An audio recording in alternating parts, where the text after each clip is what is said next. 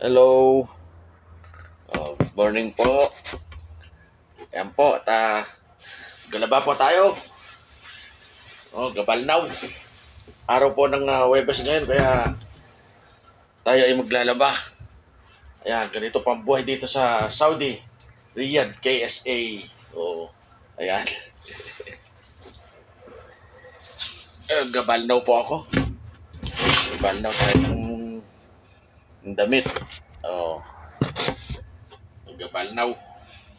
Ayan, daming labog. Gawa na taglamig po ngayon. Doble-doble ang suot. Doble-doble pa ang suot pagka ganitong taglamig. Biro mo, ang damit po sa katawan 5 piraso pong damit. Napakalamig, mga sweater, mga jacket, ayan, kabigat. Ayan, ang buhay po ng Saudi boy, ng OFW. Ito ang buhay po ng OFW dito po sa Saudi Arabia. Ayan, ayan. Mga jacket po, labahan at tambak mo, jacket. Ayan, tambak. Uy, napakalamig, sobra. Naninigas na po ang kamay ko sa sobrang lamig. Napakalamig ang tubig. Ayun, yan tambak kalabahan.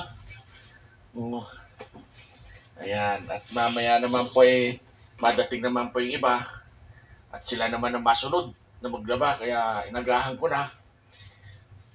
Nauna na ako sa kanila at gabi po ang aking biyahe. Gabi po ang work ko. Kaya dumating po ako kanina mga 5:30 ng umaga. Natulog muna ang kunti at antok na antok. So ngayon oras po dito ay 10 na. Yes. 12 na pala. Kaya ito, naglaba na ako. Binaldawan ko na. Bukas, Biyernes, ay kapagpahinga naman. At wala naman akong biyahe po mamaya, kaya kapagpahinga din. Ayan, dami. Grabe po lamog. Ang daming lamog. Labadami, labango, wahahaha. Buhay Saudi Arabia.